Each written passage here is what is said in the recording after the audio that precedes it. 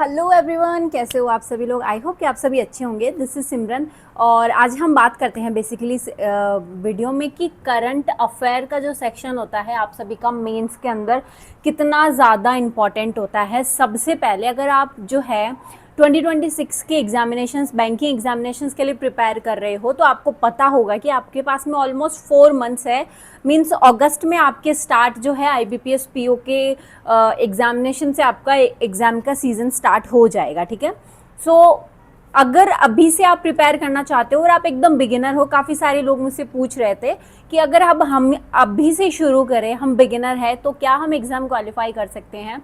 तो देखो, मैं ये बताऊं कि अगर आप उस एग्ज़ाम को क्वालिफाई करना चाहते हैं, स्टिल यू आर बिगिनर, और आप अभी से डेली जितने भी दिन जो है मीन्स जब आईबीपीएस पीओ का फर्स्ट प्रीलिम्स एग्जामिनेशन होगा तब तक आप मॉक टेस्ट लगाते हो, अपना सिलेबस कंप्लीट करते हो, एवरीडे आप प्रैक्टिस करते हो, तो yes definitely you can clear exam. ये कोई मजाक नहीं है।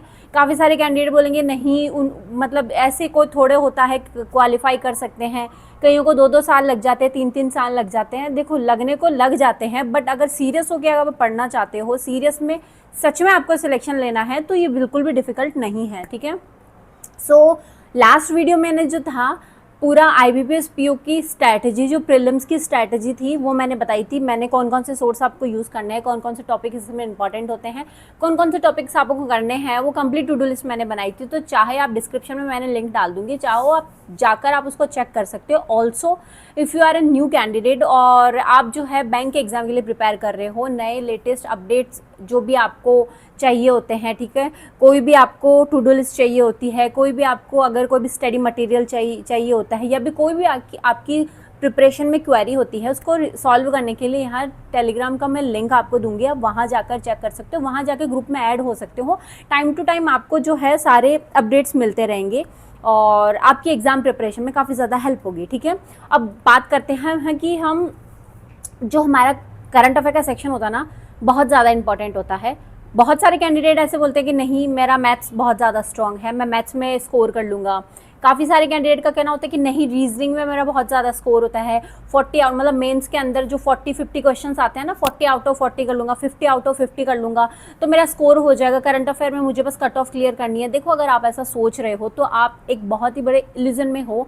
ऐसा आपको बिल्कुल भी नहीं सोचना है। करंट अफेयर का सेक्शन करंट अफेयर स्कोर करेगा, मैथ्स का सेक्शन मैथ्स स्कोर करेंगे, रीजनिंग का रीजनिंग स्कोर।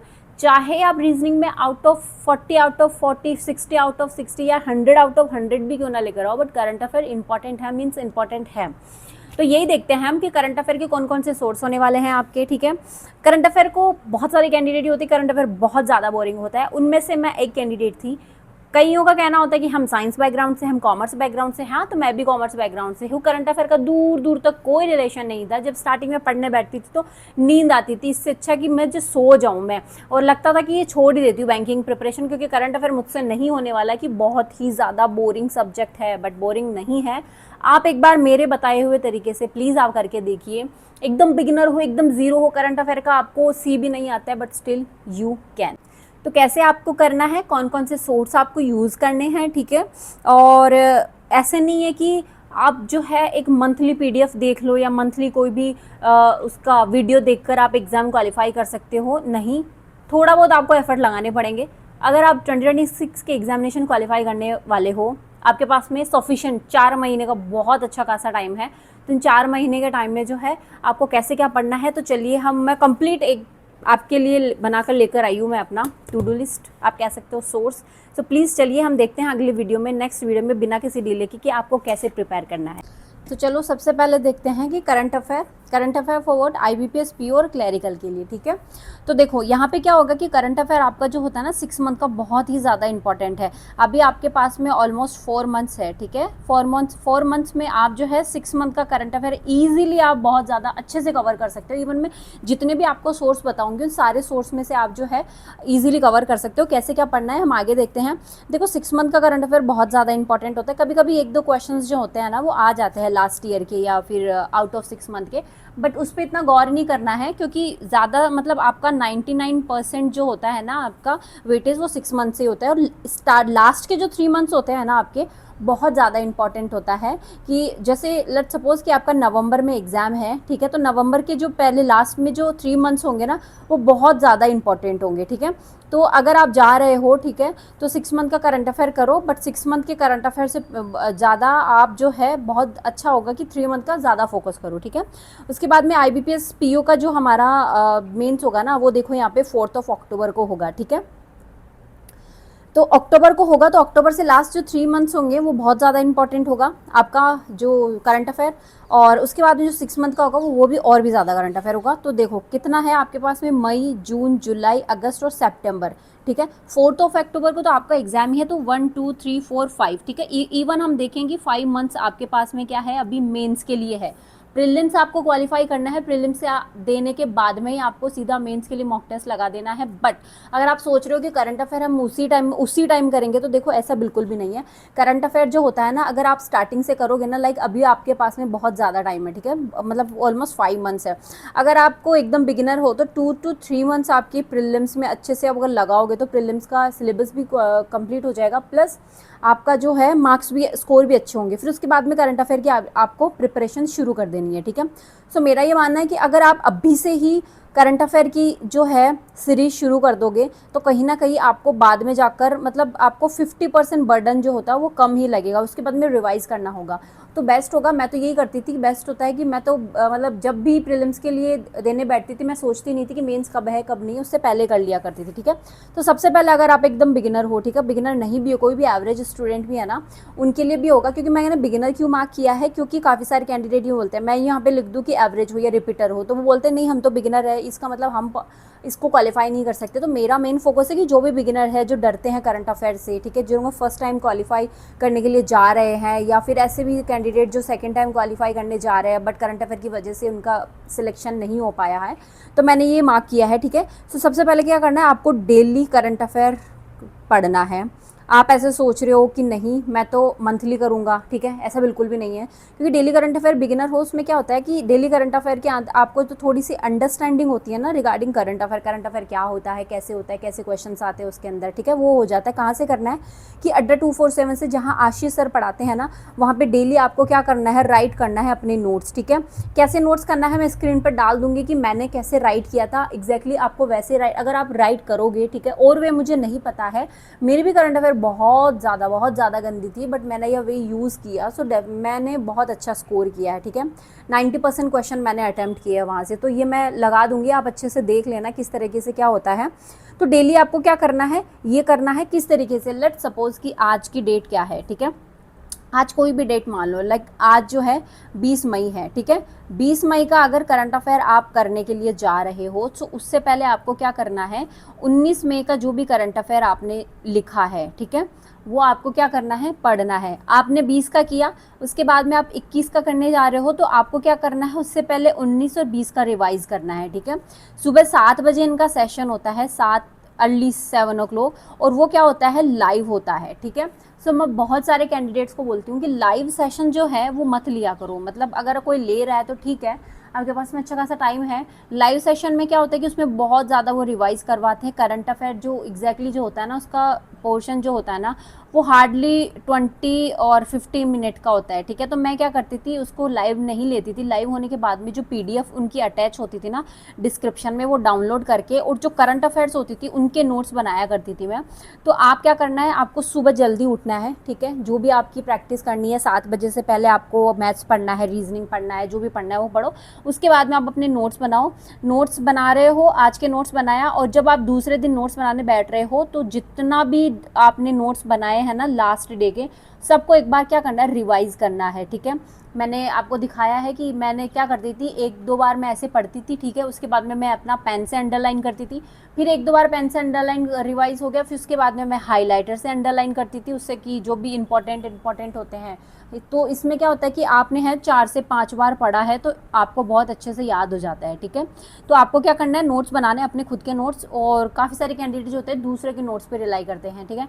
तो मेरा ये मानना है कि दूसरे के नोट्स अगर आप ले ले रहे हो ठीक है, जो भी सिलेक्टेड कैंडिडेट है अच्छा है, वो अच्छे नोट्स बनाते हैं, नो डाउट, वो इसीलिए उनका सिलेक्शन हुआ है। बट जब तक खुद के नोट्स नहीं बनाओगे ना, तब तक कॉन्फिडेंस नहीं आएगा, लिटरली कॉन्फिडेंस नहीं आएगा, और प्लस होगा भी नहीं, ठीक है। उसके बाद में देखो वीकली में क्या करना है आपको, वीकली में हमेशा जो भी वीडियोस, मतलब काफ़ी सारे कैंडिडेट रहते हैं वो कहते हैं हमें वीडियो चाहिए, ठीक है, वीडियो भी ले लो या फिर पीडीएफ भी ले लो आपको, ठीक है।